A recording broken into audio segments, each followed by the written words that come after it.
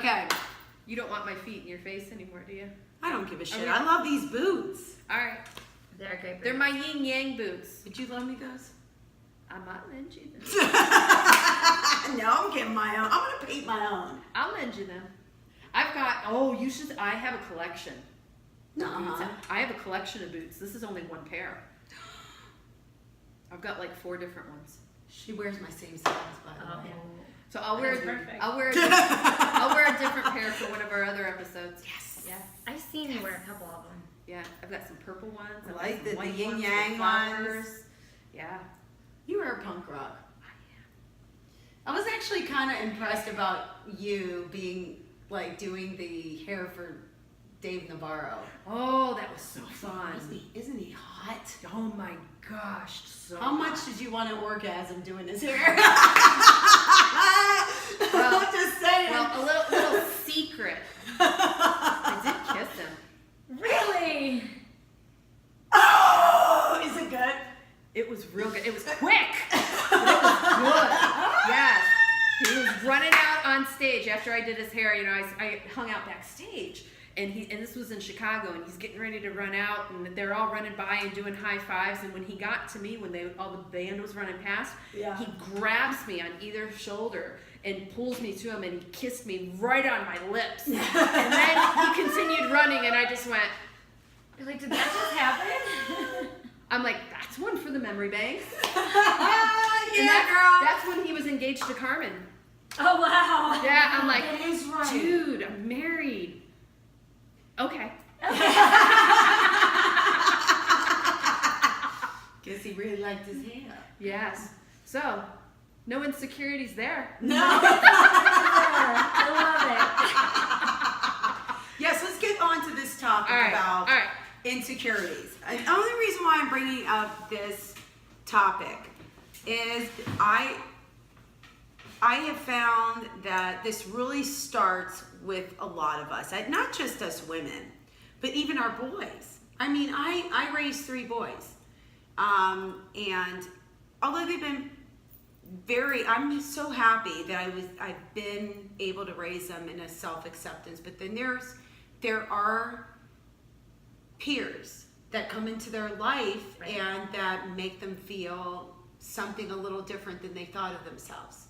Friends are tough on kids. Yeah. And I mean, they're tough as adults. I've dealt with grown-up mean girls up until recently. I mean, a couple years ago. Don't even get me started. Don't get me Oh started. my on gosh. that. Yeah, it's bad. But it's really hard when you're a kid, and I deal with that I mean, we have 7 kids, so we deal with all the different stages, but a lot with Kaylee, my 11-year-old.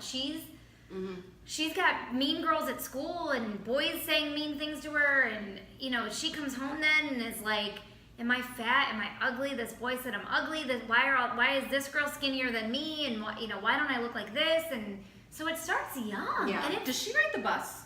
she does ride the bus. Melena had the worst problems with the Kaylee kids on deals the a bus lot of more drama than on the any bus. girls. She always comes home upset or calls me from something on the bus. I had fun on my school bus. I was always on the back. Oh, me too. I didn't ride the bus. I rolled out the window and we were smoking out the window.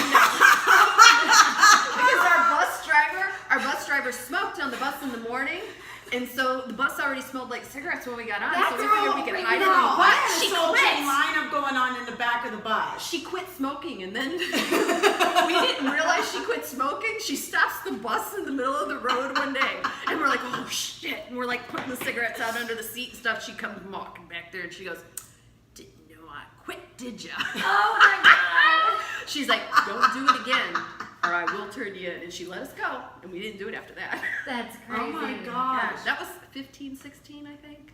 They're Wow. not as, you know what, I can understand where Brandy's coming from. They're not that nice now. They're not, and it's gotten worse. ugly. So the problem that's happened now is when so I save everything. So we're cleaning out a basement, and I have a box. I have a trapper keeper. Not alone.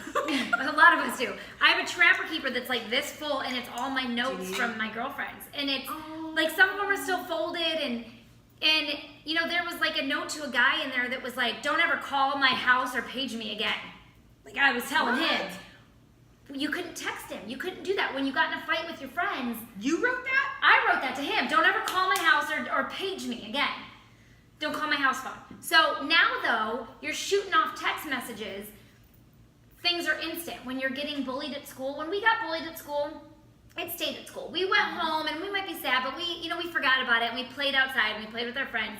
Now you come home and they're texting you and they're Snapchatting you and they're doing this and it's on social media and it doesn't ever leave you.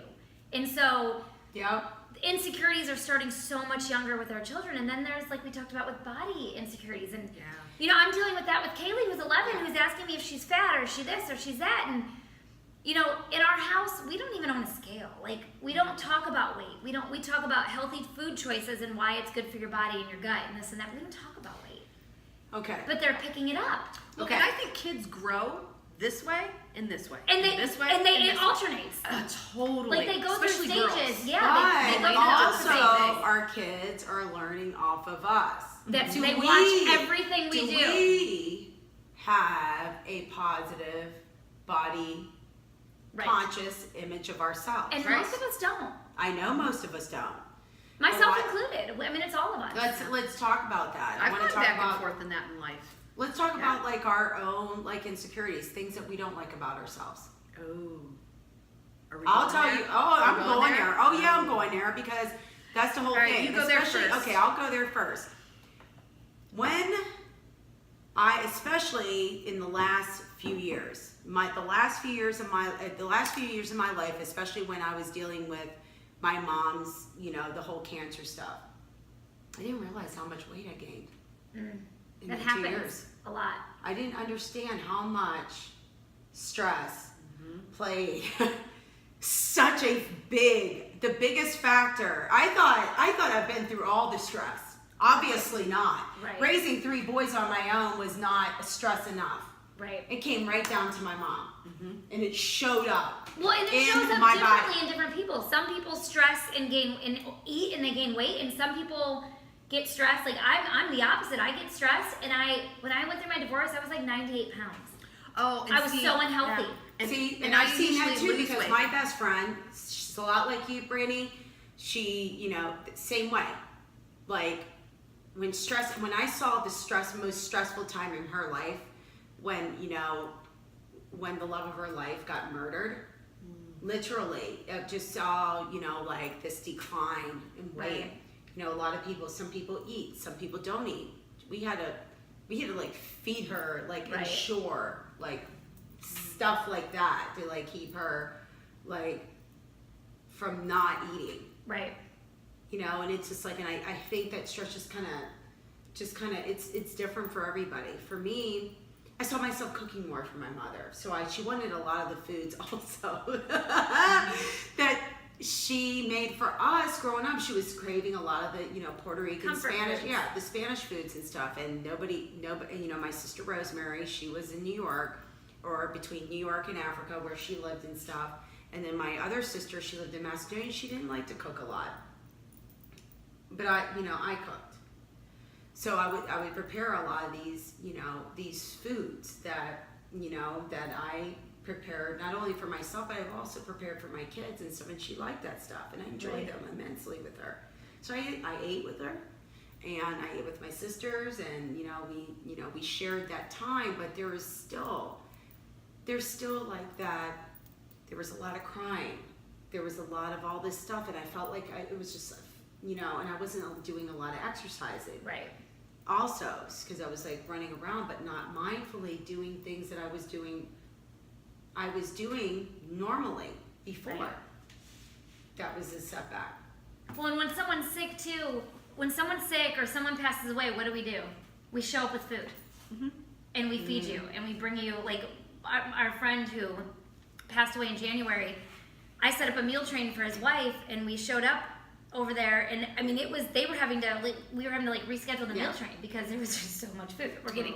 Getting us off topic, but yeah, so that leads to it. That leads to, the stress eating and whatnot too. Yeah. That then builds insecurities. It does, and for me, I just, one day, I was going to my closet.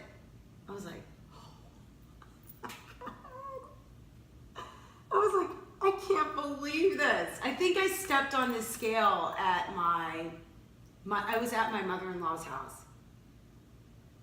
And I was just like, oh my God, this is not cool. I gotta get this back under control. It hit you. It hit me big. It hit me big. And not even on top of that, I felt like it was affecting my health in other ways. My heart. Oh, it does. It was just, I felt like this was not a time for me to be fucking around. I'm 45. Right. Okay. I need to get back in control of this. Mm-hmm. This was me just saying, I have a lot of luck. Again, these things. Last week we talked about suicide and life and this, that, and the other. Where's your mind really going to? Me, even with that whole weight being out of control, I felt like, okay, it's time to do something about this. Right. I think there's like a flight and fight response. Oh, absolutely. In all of us. And that, what are you gonna do? You're gonna do freeze. this? You're gonna do, or a freeze. Like you're fight, definitely, freeze. yeah. You're totally like that. You're handcuffed. Just right. White jacket. Exactly. Mm-hmm. And for a while there too, I felt there too. Yeah. I felt there too. Do I care about this? Is this not a thing? It's just like all these damn questions in my head. Right. But I was going through it. I was looking at pictures of me too, and we're going to touch upon your daughter because she said that she was going through some things. I would look at pictures back of myself when I was like in my modeling days, and I was like, I used to say I was fat then, and I was like, and I look at pictures at myself now then I'm looking, now I'm like, how dare I said that? Right. Oh my God, did I reap what I sowed? Right. Did you create that? Oh, did I create that? Mm-hmm. Not kidding. Oh my God, I should be ashamed. Oh, I deserve. And then I said, I deserve that. I deserve all of this. I deserve this. Because you know what? I didn't appreciate when I did look, when I should have felt my best. Right. You know what I mean? Mm-hmm. And I was like, oh my God, how dare I? And then you woke up. I woke up. Totally. I did. I totally woke up. It's like a smack in the face, huh? Since then, here's what I've been doing. I've been taking back in control of my health, especially since my mother passed. I was reading books, and I will share that later. But there's just this specific thing. I started taking back control of my health. I wanted to eat better. Mm-hmm. I wanted to have fun with creating meals for myself. Right. Healthy meals, flavorful meals. I'm Puerto Rican. I also cook awesome Italian. My mother also said I should have been born Italian because even with some of my Italian dishes, she said she always loved when I made them because it just made it with so much love. But there was all this stuff. I like full flavored foods. But how was I able to do that with the foods that I was given? I wanted to make them. I became vegetarian because I started following like a blood-based food diet, which I can get into later on. But that was really important to me. Also, because not all of us are created equal. Nope. So that's the thing. I know me and you could. Another one. I mean, we could talk about stuff forever here. I know all of us because we're just in sync here. But these are like the things. These are like the foundations I had to place before me. Okay, well, let me start gutfully helping to detoxify myself, helping me learn how to do this stuff. Right. Let me challenge myself. Then I started introducing exercise as a component because it does wonders in my stress. Oh yeah. Meditation, mindfully doing that kind of thing. Energy. I mean, it gives you. You don't need coffee as much. You go work out. I like my coffee during the morning. I've got my coffee sitting there. I cut my cream out though. I cut my flavored cream out because the flavored cream was what was fucking killing it. Oh, by the way, just gotta say, I love Jesus and sometimes I cuss a little, so just had to throw that in. But yeah, I took the cream out. I started being conscious of it. It is huge. But I do, if I buy a good coffee and drink it black, there are good coffees that are black, but not all the good coffees out there taste good black. No, so they don't. It does make a difference Cuban what you're coffee putting does. in it. Or like with your salad. French press Cuban There's so coffee many times does. I like a salad that has like a ton of dressing on it and it's got all this stuff on it, and I've learned that put my dressing on the side and I get good healthy things that I put on my salad makes a huge difference. Yeah. My biggest nemesis is the working out piece, because I'll wake up in the morning and my mind will say, well, you need to do this first, or you need to do that first, or you don't have time to go work out today because you've got all these things going on. Yeah. And then so it becomes up here, and it's like, no, that's not what I want to do.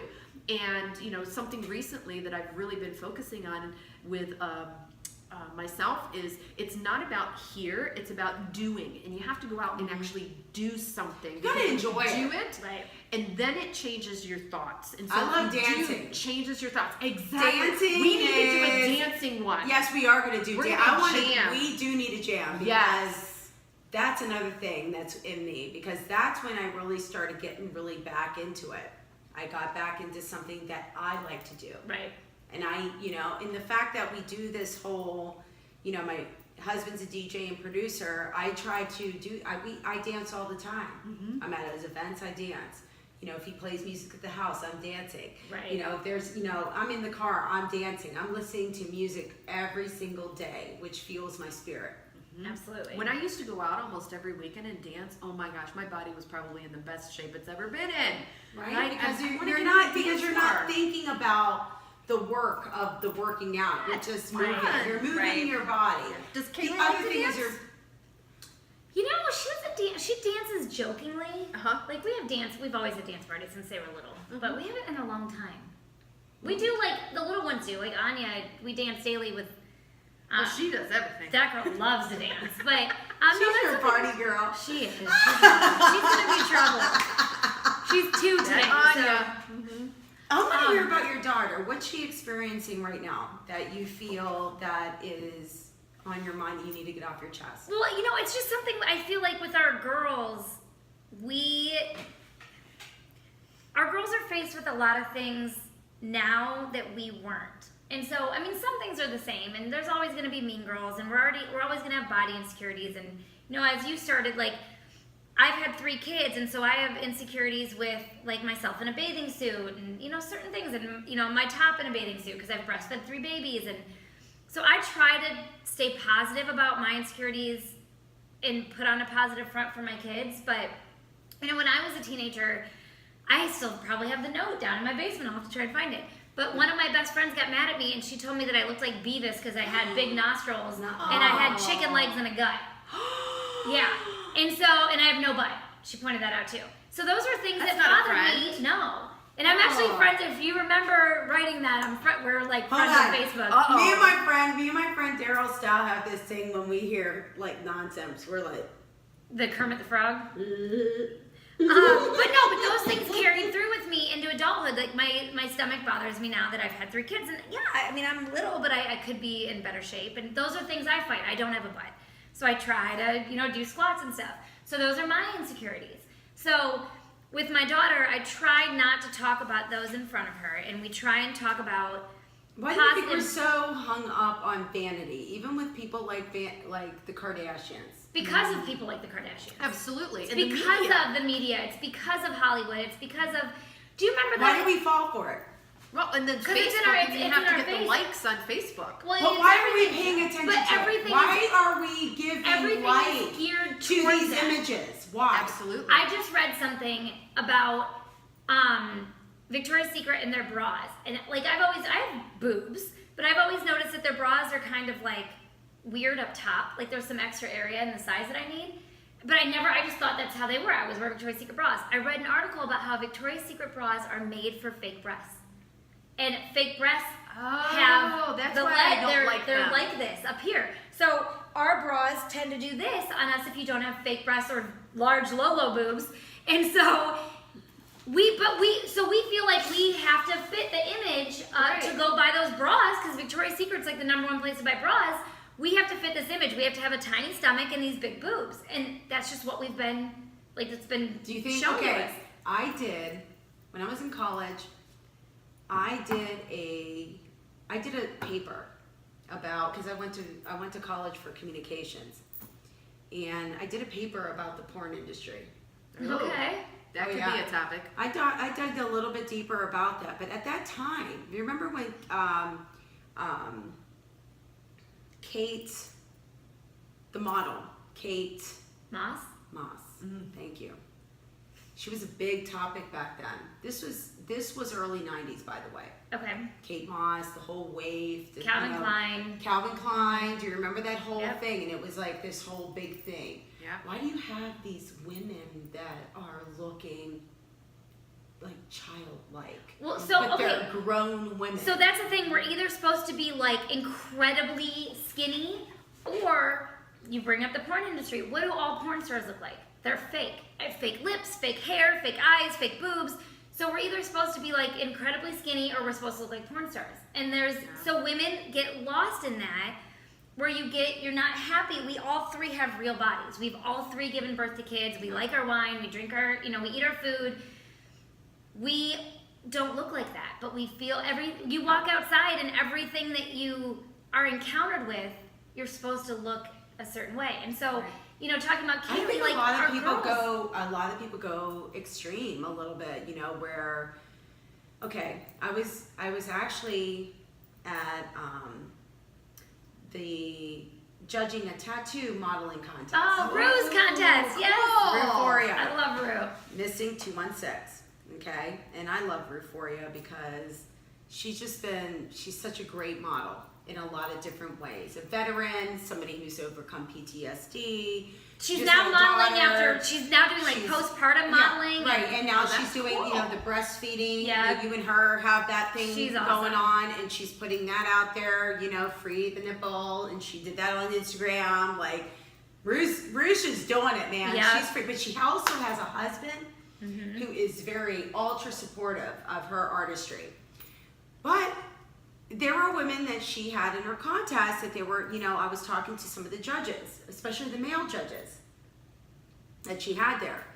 And it was really interesting because they were bringing up how they were Instagram models, but when you see or them, the Cleveland models, or when you see them in person, they don't quite look the same. They're very filtered. That's a whole other side of insecurities. Photoshop. We live in a filter society. Everything. Totally. If you look at Snapchat, like going back to the kids, my 11-year-old loves Snapchat. Her and her siblings are Snapchatting each other, and her and her friends. And when you look at the filters make your eyes bigger, your cheeks, thinner, your lips bigger. They put mascara on you, Nice smooth and your smooth. skin out. What's wrong with the way we look? Like as a society, we Or there's obviously, let me just say this. There's also people who didn't put enough, didn't put a lot of effort into their makeup. Didn't put enough effort into, contour and doing it up. If you're gonna put those pictures out there, then you better be that picture. right. Yeah.